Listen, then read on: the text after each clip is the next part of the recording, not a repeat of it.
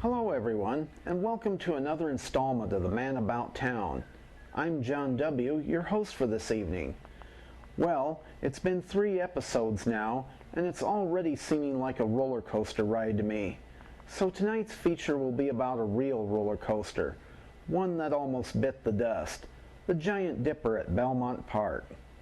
In the early 20s, John D. Spreckles had an idea for a family amusement park along part of the nearby Mission Beach, a sort of a miniature Coney Island, as was popular in many growing metropolitan areas of the day. Plans were drawn, design firms and contractors hired, and the new park, the Mission Beach Amusement Center, was completed and opened to the public in the spring of 1925. The plans included a traditional wood track roller coaster. The design firm of Pryor and Church was hired to design it, with Frederick Church doing the actual design. It was built by local contractors in just 45 days at a cost of $150,000 1920s dollars and equipped with a pair of 18-passenger trains. It premiered on the 4th of July holiday, a couple of weeks after the park's opening. It would be named the Giant Dipper. It and the park were an immediate hit, and they quickly became a major part of the local fabric. It survived and even flourished during the Depression and World War II that followed.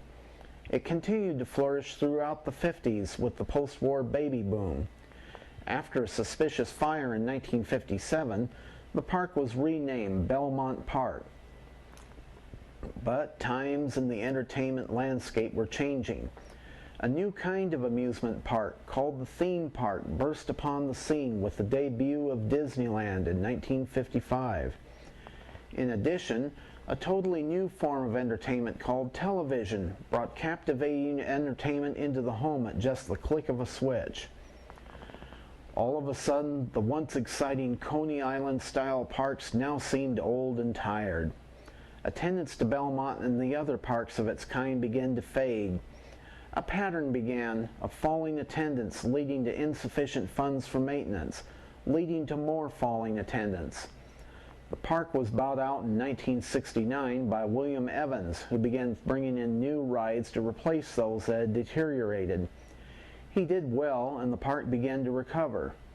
But the burdens became too great, and the difficult decision was made to close it. So after 51 years of providing family fun to millions of San Diegans and tourists, Belmont Park and the Giant Dipper closed in December of 1976.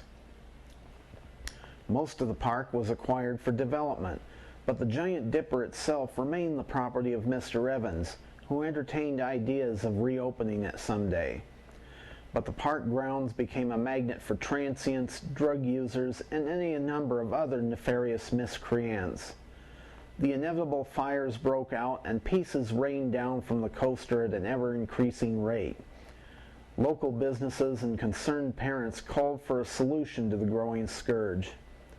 The graffiti was on the wall, and something needed to be done. Demolition was approved by the city in 1978.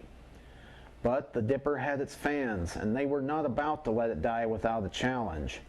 Tony Ciani, Eric Young, and a number of others soon formed the Save the Coaster Committee, with Mr. Evans donating the coaster to them. Demolition was delayed, approved, and delayed again. They petitioned for and were eventually granted permission by the city to hold a formal lease for renovation. The group members put in volunteer time and materials to begin stabilizing the weakest areas, and acquired grant funding as well as donations of money and construction materials from local groups and benefactors. They finally got it to a preserved and presentable state and decorated it with flashing colored lights on July 4th, 1986, 1 year after the original city-designated deadline of 1985. They got it designated a historical landmark the next year. It was an accomplishment, but not the operational coaster they had hoped for. But new players would soon enter the scene. The city approved developers' plans to convert the parkland to specialty shops and other retail along the lines of its seaport village on the main harbor. The coaster and its land were not part of the development, but it lay smack in the middle of it. Ditto with the plunge, which the city was now operating as a municipal swimming facility. The developer realized that the coaster might play a useful role in the new complex, so it consulted the Santa Cruz Seaside Company, owners and operators of the Boardwalk Amusement Park, to see if they could acquire and own and operate it. Meetings and discussions were held with them, the city, the Save the Coaster Committee, and local businesses. A realistic and workable plan was finally realized, and a new company was formed, the San Diego Seaside Company. The city granted them a long-term lease, and at a cost of over $2 million, they reworked and restored the coaster to full operating condition. The cars could not be reused though, being unsound and not up to modern safety standards.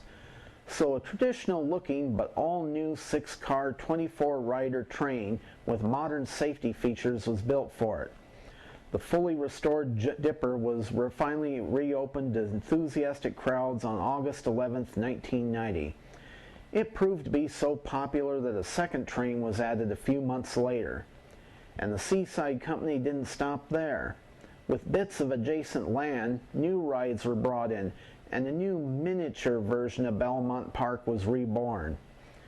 Today, the new Belmont Park and the Giant Dipper continue to provide the kind of early century fun and entertainment that is so hard to find nowadays. Kudos to Tony Ciani, Eric Young, John Evans, and all the others who made its restoration possible. That's our show for today. We invite everyone back soon for another feature from the man about town.